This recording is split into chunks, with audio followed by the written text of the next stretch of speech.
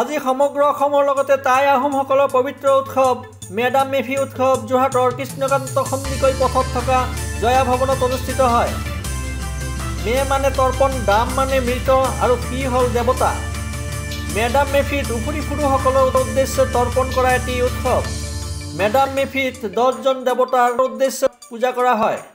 প্ৰতি বছৰতে 31 জানুৱাৰীত পালন কৰা এই পবিত্ৰ মেডাম মেফি উৎসৱটি 84 চনৰ 31 জানুৱাৰীৰ পৰা ইয়াত অনুষ্ঠিত হৈ আহিছে। আজি যোৰহাটত টাই চাবৰ উদ্যোগত কেন্দ্ৰীয় মেডাম মেফি উদযাপন 2025 শীৰ্ষক এই পবিত্ৰ উৎসৱটিৰ লগত সংগতি ৰাখি এক বৰ্ণাঢ্য শোভাযাত্ৰা ওলোৱা হয়। আৰু এখন ফাঁচিতেৰে আদৰণি জনাবৰ কাৰণে উদযাপন সমিতিৰ সম্পাদক লক্ষ্মীনাথ গগৈ ডাঙৰীয়াক অনুৰোধ জনাইছোঁ। আৰু আজি শোভাযাত্ৰাটি উদ্বোধন কৰিবৰ কাৰণে আৰু চমুকৈ যোৱাবাৰ বক্তব্য আগবঢ়াবৰ কাৰণে মই মাইক্ৰফোনটো সন্মানীয় বিনোদ ডাঙৰীয়াক আগবঢ়াইছোঁ।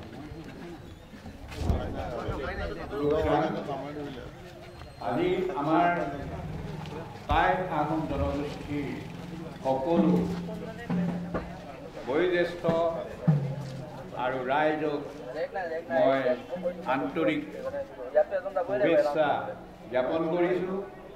আৰু আজি আমাৰ এই টাই আহোম সংস্কৃতি সংৰক্ষণ আৰু শিক্ষা বিকাশ সমিতি টাই চাবৰ উদ্যোগত কেন্দ্ৰীয় মেডাম মেফি উদযাপন 2025 এই অনুষ্ঠানটি আজি শোভাযাত্ৰা উদ্বোধন কাৰ্যসূচী আৰম্ভ কৰিবলৈ মই ওলাইছোঁ।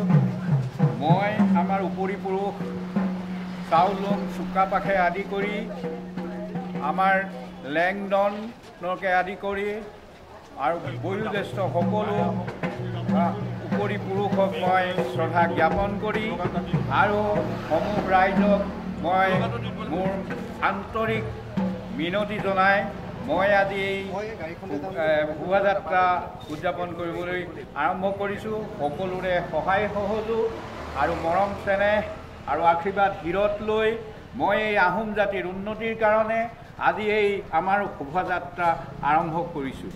ধন্যবাদ।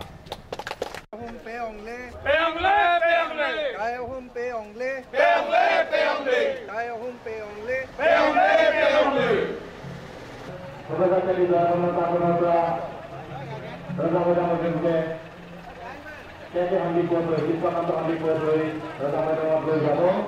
আমি বাহনখন জয়মন প্ৰাংগণৰ পৰা বাহিৰলৈ উলিয়াই দিবৰ কাৰণে জনাইছোঁ। ইতিমধ্যে আমাৰ সন্মানীয় বিনোদ ডাঙৰীয়া আমাৰ আগৰ যাত্ৰাটি উদ্বোধন কৰিলে। এই শোভাযাত্ৰা জয়া ভৱনৰ পৰা আৰম্ভ কৰি যোৰহাটৰ ৰজা মৈদামত থকা কামেশ্বৰ সিংহ আৰু পুৰন্দৰ সিংহৰ সমাধিস্থললৈকে যাত্ৰা কৰে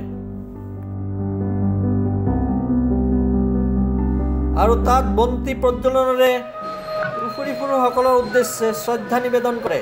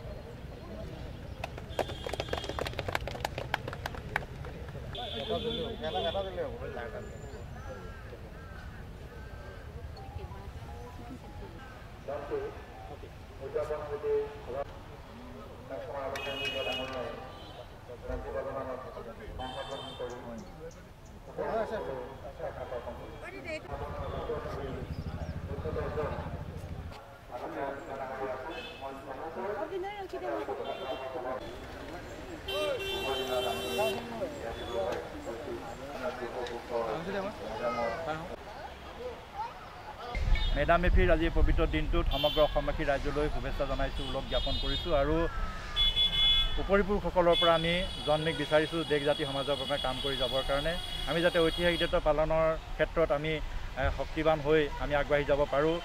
সাম্যমূৰ্তি একতাৰ বাণীৰে স্বৰ্গদেউ চাওলুং চুকাফাই যেনেদৰে অসমখন গঢ় দিছিল, সেইখন গঢ় দিয়াৰ এই অসমখনক পুনৰ্জীৱিত কৰি তোলাৰ ক্ষেত্ৰত যাতে আমি আগবাঢ়ি যাব পাৰোঁ, আমাৰ ঐতিহাসিক দায়িত্ব পালন কৰিব পাৰোঁ।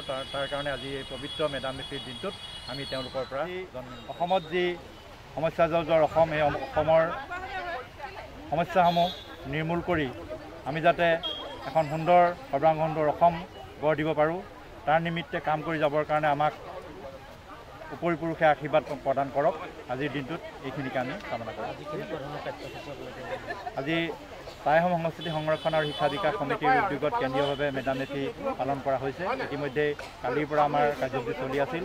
কালি সন্ধিয়া বেলাত আমাৰ পুৰালুং অনুষ্ঠান হোৱাৰ পাছত আজি পুৱা দেওঘৰত বন্তি প্ৰজ্বলন, তাৰপাছত শোভাযাত্ৰা সহ ৰজা মৈদামত তৰ্পণ। ইতিমধ্যে ৰজা মৈদামত তৰ্পণ সম্পূৰ্ণ হৈছে। ইয়াৰ পাছতেই আমাৰ মুকলি সভা আছে জয়াভৱন প্ৰাংগণত। আমি সেই মুকলি সভালৈ সকলোকে আমন্ত্ৰণ জনাইছোঁ। তাত উপস্থিত থাকিব আমাৰ বিশিষ্ট ক্ৰীড়াবিদ, প্ৰসিদ্ধ লেখক, চিকিৎসক ডাক্তৰ অতুল বৰগোহাঁই ডাঙৰীয়া আৰু অন্যান্য বহুজন ব্যক্তি তাত উপস্থিত থাকিব। তেওঁলোকে মেডাম মেফিৰ সম্পৰ্কত বা অন্যান্য বাস্তৱিক সমস্যাসমূহৰ ওপৰত বা কথাখিনিৰ ওপৰত তেওঁলোকে বক্তব্য আগবঢ়াব। আমি সেই অনুষ্ঠানলৈ সকলোকে স্বাগতম জনাইছোঁ।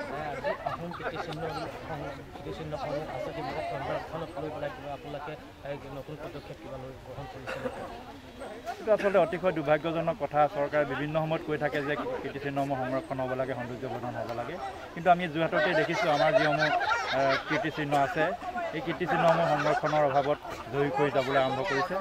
চৰকাৰসমূহে বিভিন্ন সময়ত কয় যদিও সেইখিনি সংৰক্ষণৰ কোনো ব্যৱস্থা কৰা নাই। যদিও কৰিছে, যোৰা টাপলি মৰাৰ ব্যৱস্থাৰে তেওঁলোকে কৰি গৈছে। তাৰপৰা ৰাজমহল পুখুৰীয়ে চাওক, ইমান দিনৰ আগতে নিৰ্মাণ কাৰ্য আৰম্ভ হ'ল, কিন্তু আজিৰ তাৰিখতো এইটো গেঠেলা মাৰি আছে, তেওঁলোকে নিৰ্মাণ সম্পূৰ্ণ কৰিব পৰা নাই। বিভিন্ন কেৰুণ আচলতে ইয়াত সোমাই পৰিছে। অৰ্থনীতিৰ কথাটো আছে, বিভাগীয় স্থান মোকলাই নিদিয়াৰ কথাখিনি আছে। গতিকে গোটেই কথাখিনি আচলতে চৰকাৰে যেনেধৰণে উন্নয়নৰ কথা কৈ আছে, কীৰ্তিচিহ্ন সংৰক্ষণৰ কথা কৈ আছে, এইখিনি ভেকুৱানাথে পৰিণত হৈ আছে। যোৰহাটৰ পৰা উৎপল দত্তৰ ৰিপৰ্ট, মায়া নিউজ।